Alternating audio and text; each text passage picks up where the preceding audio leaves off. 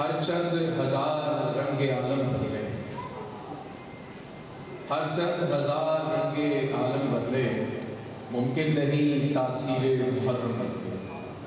باقی ہے ابھی دعوی خون شبی، کعبہ کیوں کر لباس ماتم بدلے۔ ملتمس ہوں خطیب اہل بیت جناب سید حسن رضا رضوی صاحب سے کہ وہ رونق بروز منبر ہو اور فضائل و مصائب علیہ اطہار کے ہاں صلوات محمد صلی اللہ علیہ وسلم۔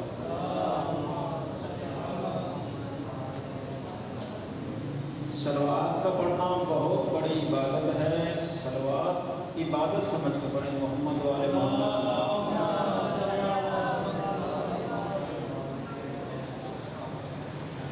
تمام مومنین کی صحت و سلامتی کے لیے بلند تر صلوات۔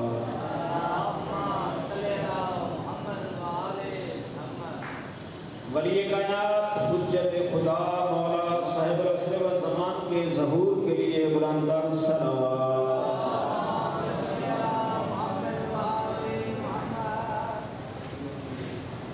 اعوذ باللہ من الشیطان الرجیم، بسم اللہ الرحمن الرحیم، صلوات۔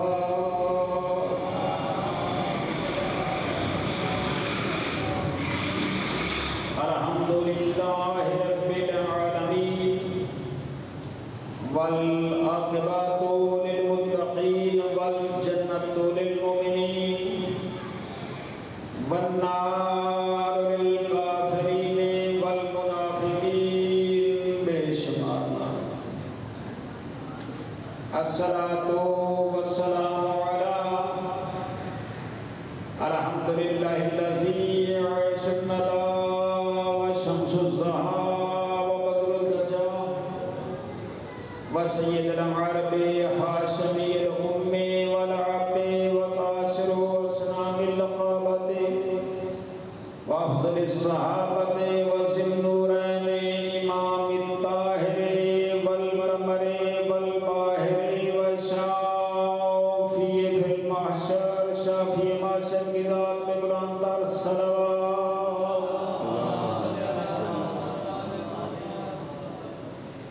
الصلاۃ والسلام علی قال رسول اللہ صلی اللہ علیہ وآلہ وسلم، ان الحسین مصباح الہدی وسفینۃ النجات۔ حسین بادشاہ کی ذات میں بلند تر صلوات۔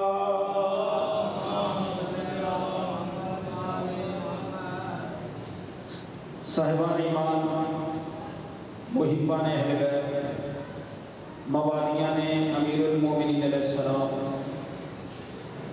میں نے آپ کی خدمت میں کائنات کے رسول کا عظیم ترین پیغام تلاوت کیا ہے، جس میں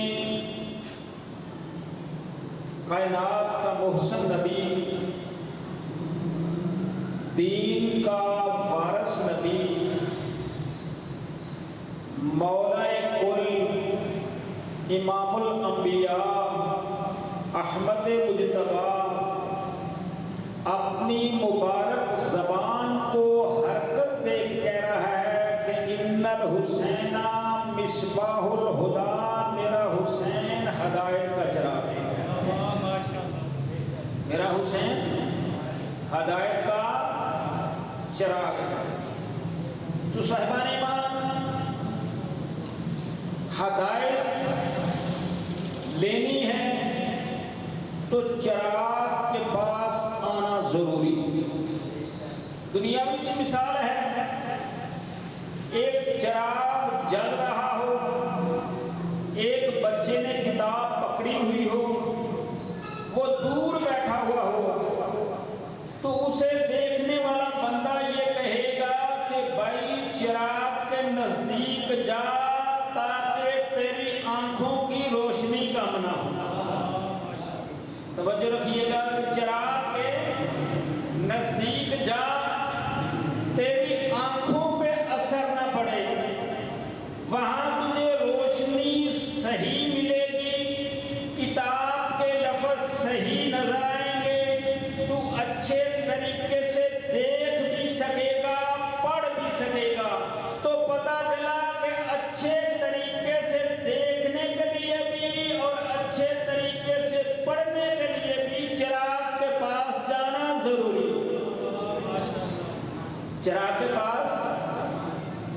ضروری ہے. تو یہ کیا ہے؟ دنیاوی چراغ. اگر دنیاوی چراغ کے پاس آنکھوں کو قائم رکھنا ہے، ذہن کو قائم رکھنا ہے، علم صحیح حاصل کرنا ہے، تو دنیاوی چراغ کے پاس جانا پڑے گا. ذرا سوچو تو صحیح، کائنات کے دین کے پاس جانا تو حسین بادشاہ کے پاس جانا پڑے گا. حسین بادشاہ کے پاس جانا پڑے گا. صاحبان ایمان، یہ گھر اتنا عظیم گھر ہے، اور پھر چراغ کی عظمت ہوتی ہے. جب چراغ کے نزدیک جاتے ہیں نا، تو وہ یہ نہیں کہتا کہ گورے رنگ کا میرے پاس بیٹھے، کالے کا نہ بیٹھے. توجہ رکھنا، چراغ یہ نہیں کہتا کہ گورے رنگ کا میرے پاس بیٹھے، کالے رنگ کا نہ بیٹھے، چھوٹا بیٹھے بڑا نہ بیٹھے، امیر بیٹھے غریب نہ بیٹھے. نہیں نہیں، یہ فضیلت چراغ ہے کہ جو بھی اس کے پاس آئے گا ہدایت لیتا جائے گا. برائے خسرود محمد و آل محمد بلند تر صلوات. بار دیگر بلند تر صلوات.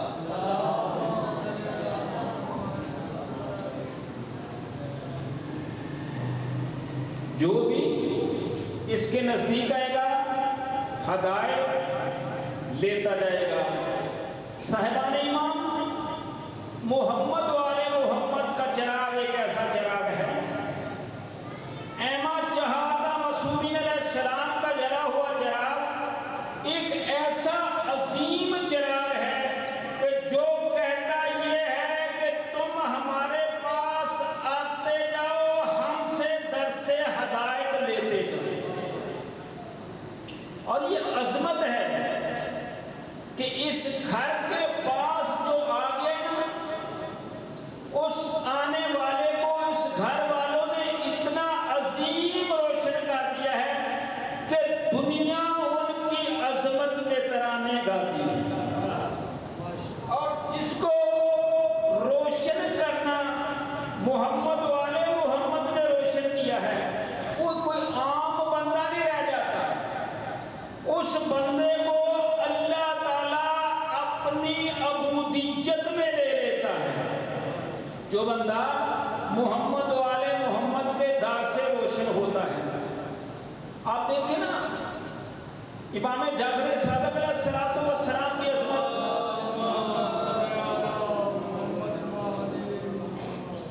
صلوات بڑے ڈر ڈر کے پڑھ رہے ہیں، عبادت سمجھ کے صلوات پڑھیں.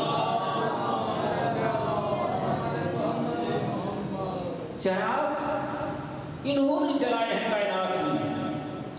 امام جعفر صادق علیہ السلام کی حیات طیبہ پڑھیے کہ امام جعفر صادق علیہ السلام کی زندگی میں ہزارہا شاگرد ہیں امام جعفر صادق علیہ السلام کے.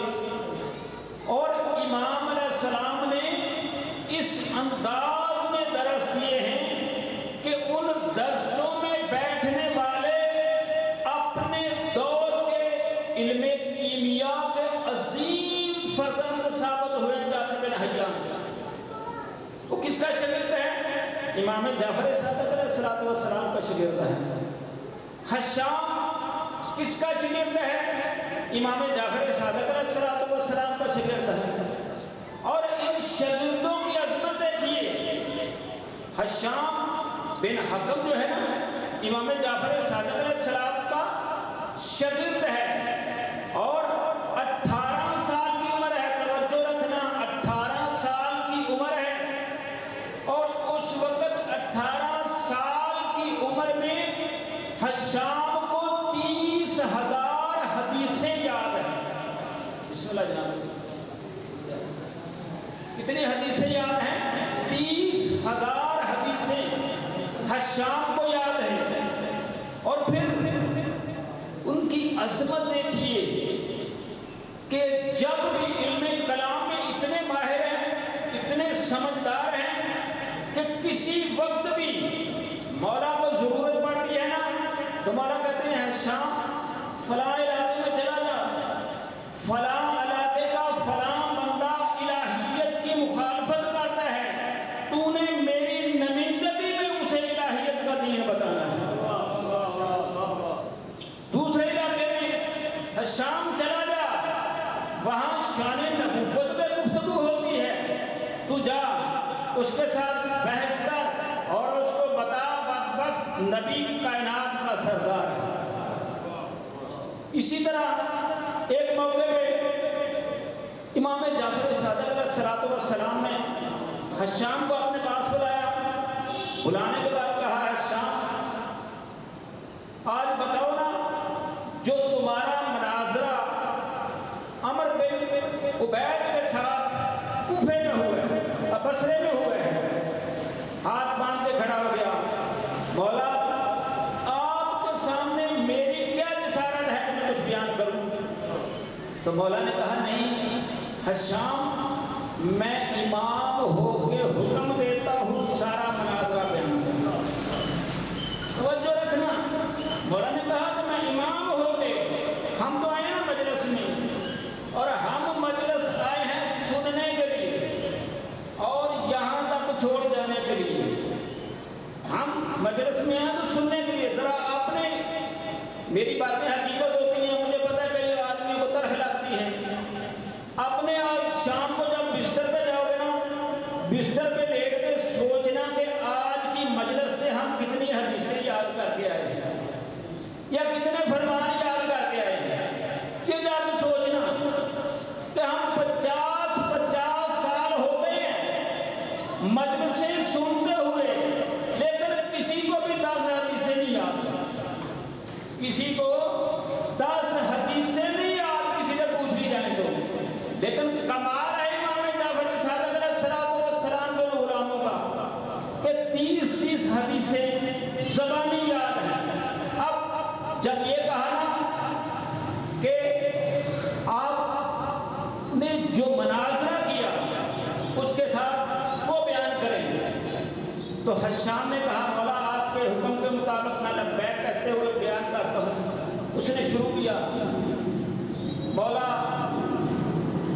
عمر بن عبید کوفے میں روز جمعہ میں چلا گیا، میں اس محفل میں دو زانو ہو کے بیٹھ گیا، توجہ رکھنا، دو زانو ہو کے بیٹھ گیا کہ تھوڑا سا بلند نظر آؤں، وہ گفتگو کر رہا تھا، امام نہیں ہے، امام کیا ہے، امام ہے ہی نہیں، اس موضوع میں گفتگو کر رہا تھا۔ تو مولا میں اس کے سامنے بیٹھ کے میں نے سوال کیا، اے ممبر پہ بیٹھنے والے، کیا میں تجھ سے کچھ سوال کر سکتا ہوں؟ میں تجھ سے کچھ سوال کر سکتا ہوں؟ جب یہ کہا تو اس نے بڑی غیر متوجہ، ہاں سوال کرو جو چاہتے ہو کرو۔ میں نے کہا کہ میرا سوال ہے تیرا اوپر، پہلا سوال جو حشام نے کیا، توجہ رکھنا، پہلا سوال حشام کا، حشام نے 6 سوال کیے اس پہ، پہلا سوال کیا کہ بتا تیری آنکھیں ہیں، حشام نے کہا بتا تیری آنکھیں ہیں، اس نے پلٹ کے کہا آپ کو نظر نہیں آتا میری آنکھیں ہیں؟ اس نے کہا بھائی کہ اسی طرح کے جواب دینے ہیں تو میں دوسرا سوال نہیں کروں گا۔ اب مجمع کو دیکھ کے وہ کہتا ہے کہ اچھا جو تو پوچھ رہا ہے پوچھ لے، سوال کر لے۔ اس نے کہا تیری آنکھیں ہیں؟ اس نے کہا ہاں میری آنکھیں ہیں۔ اس نے کہا ان آنکھوں سے کرتا کیا ہے؟ توجہ رکھنا حشام کے سوالوں پہ، شیعہ نے حیدر قرار، ہم شیعہ ہونے کا دعویٰ کرتے ہیں، ان آنکھوں سے میں دیکھتا ہوں، اچھا تیرے ہاتھ ہیں؟ اس نے کہا ہاں میرے ہاتھ ہیں۔ ان ہاتھوں سے تو کرتا کیا ہے؟ اس نے کہا ان ہاتھوں سے میں چیزیں پکڑتا ہوں۔ اس نے کہا اچھا تیرے کان ہیں؟ اس نے کہا ہاں کان ہیں۔ ان سے کانوں سے کرتا کیا ہے؟ اس نے کہا میں سنتا ہوں۔ اس نے کہا تیرے پاؤں ہیں؟ اس نے کہا ہاں میرے پاؤں ہیں۔ پاؤں سے کرتا کیا ہے؟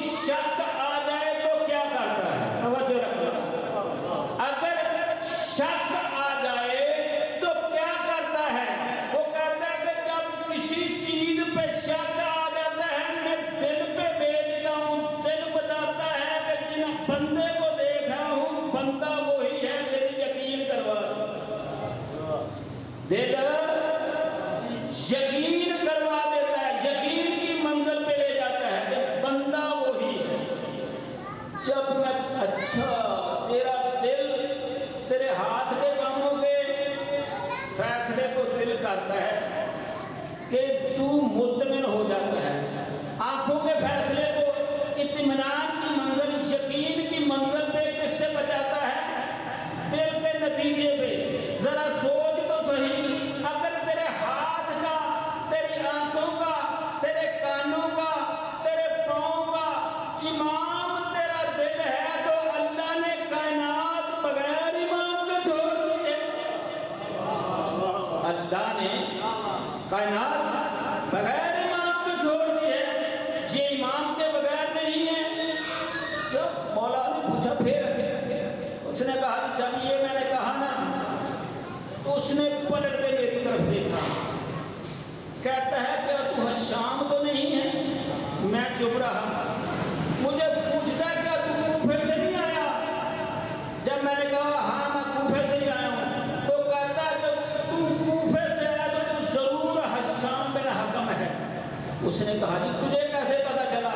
اس نے کہا کہ ایسے مدلل گفتگو کرنے والا امام جعفر کا غلام ہی ہو سکتا۔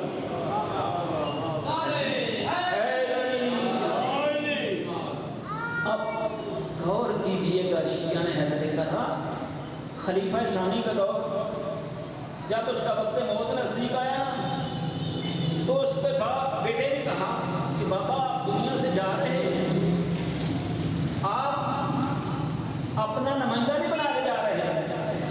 وہ خاموش ہو گئے۔ اس نے کہا آپ اس دنیا کو چھوڑ کے جا رہے ہیں تو ولی نہیں بنا کے جا رہے۔ اس نے کہا بیٹا ایسی باتیں نہ کرو۔ اس نے کہا کہ یہ تو پوچھنے کی بات ہے۔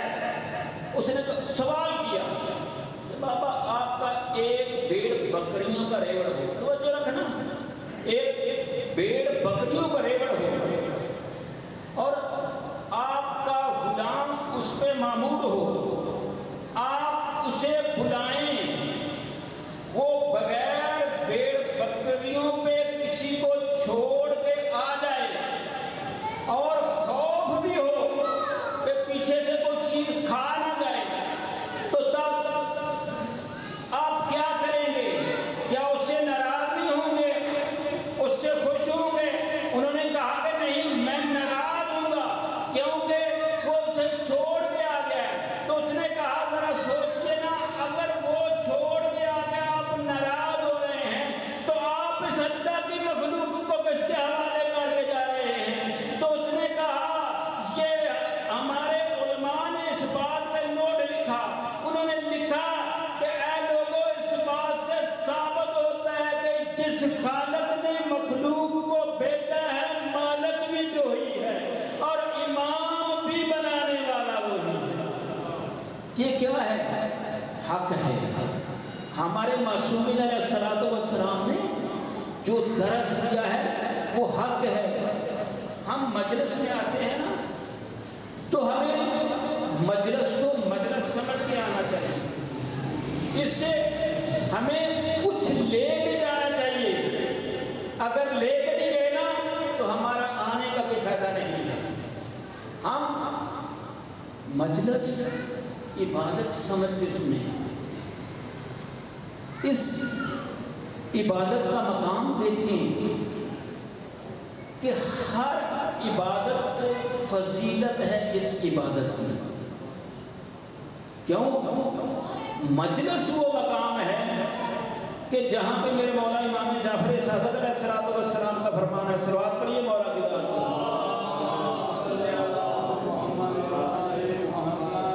ذاکر صاحب تشریف لے ہیں تو میں نے کبھی تنبیہ کو ہاتھ نہیں لگوایا، بر محمد و آل محمد صلی اللہ علیہ وسلم۔